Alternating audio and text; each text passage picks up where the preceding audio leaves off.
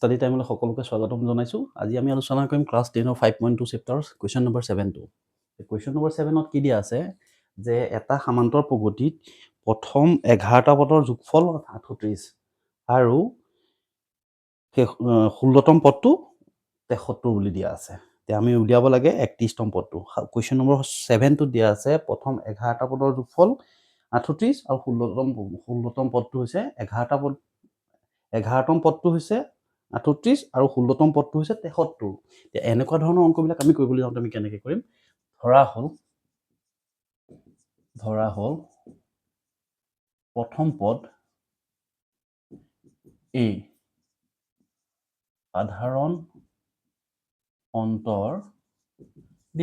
এতিয়া প্ৰথম পদ A আৰু সাধাৰণ অন্তৰ D আমিতো ধৰি ল'ব লাগিব। ধৰি লোৱাৰ লগে লগে ইয়াতে এটা বস্তু আহিব কি? এটা দিছে কেছ 1ত দিছে 11তম পদটো দিছে 38 মানে A11 = 38 দিছে। আকৌ কেছটোত দিছে কি? কেছটোত দিছে 16তম পদটো 73 বুলি দিছে। 11তম পদটো দিছে 38 আৰু 16তম পদটো দিছে 73। এতিয়া 11তম পদ যদি চাবলৈ যাওঁ আমি ইয়াৰ পৰা কি লিখিব পাৰিম? A + 10D A + n - 1 * D। তাত আমি কি লিখিব পাৰিম? A + 10D A + 10D = 38। আৰু ইয়াতে যদি লিখিব যাওঁ তেতিয়া ইয়াৰ পৰা কি লিখিব পাৰিম? A + 15D = 73। 16তম পদটো হ'ব A + 15D = 73 আৰু ইয়াতে যদি 11তম পদ পাওঁ A + 10D = 38।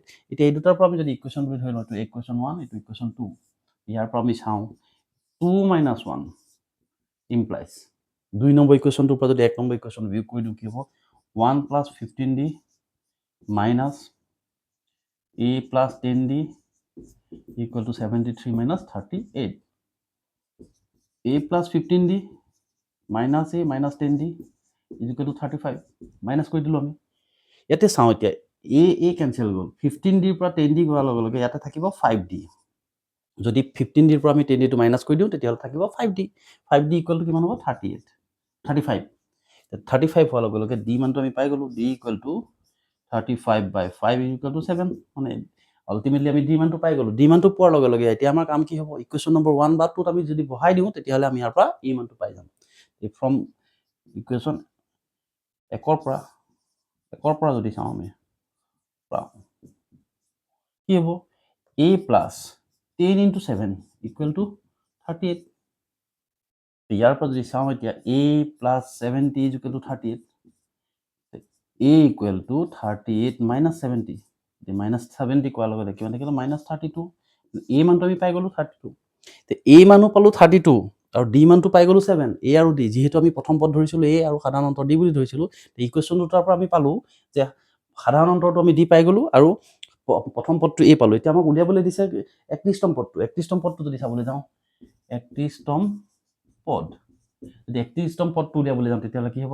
A 31 A31 মানে কিমান? A + 30T 31 হোৱাৰ লগতে A + n - 1 দিটো n মানে 31 31ৰ পৰা 1 গ'ল 30D A + 30D A মানটো পালোঁ আমি -32 + 30 × 7 D মানটো আমি পালোঁ 7 গতিকে বহাই দিলোঁ -32 + 210 = কিমান পালোঁ? 10ৰ পৰা 2 গ'লে 8 থাকিলে 10ৰ পৰা 3 গ'লে 7 থাকিলে 178 গতিকে ইয়াতে আমাক 31তম পদটো কি হ'ব? 178 আমাক উলিয়াবলগীয়া সংখ্যাটো সেইটোৱে। যিহেতু আমাক কৈছে 31তম পদটো যদি প্ৰথম 11তম পদটো 38 হয় আৰু 16তম পদটো যদি 73 হয় তেতিয়াহ'লে আমাক উলিয়াব লাগে এইটোৰ পৰা আমি হিচাপ কৰি উলিয়াব লাগে যে 31তম পদটো কি হ'ব? 31তম পদটো উলিয়াবলৈ যাওঁতে আমি উলিয়াব লাগিব কি হ'ব লাগিব? 31তম পদটোত আমি ফাৰ্ষ্টৰ পৰা যাব লাগিব। ফাৰ্ষ্টটো কিমান আছে? যিহেতু -32 আছে গতিকে 32ৰ পৰা 31তম পদলৈ যোৱাৰ লগে লগে আমি 31 পদটো কি হ'ব? 178 আমাক উলিয়াবলগীয়া দিয়াটো এইটোৱে সংখ্যাটো। গতিকে আমি এনচাৰটো পাই গ'লোঁ অৰ্থাৎ 31তম পদটোৰ সংখ্যাটো হ'ব 178। এইটোৱে আমাৰ উলিয়াবলগীয়া উত্তৰটো। গতিকে যদি চেনেলটো ভাল লাগে ছাবস্ক্ৰাইব কৰি ল'বা। Thank U.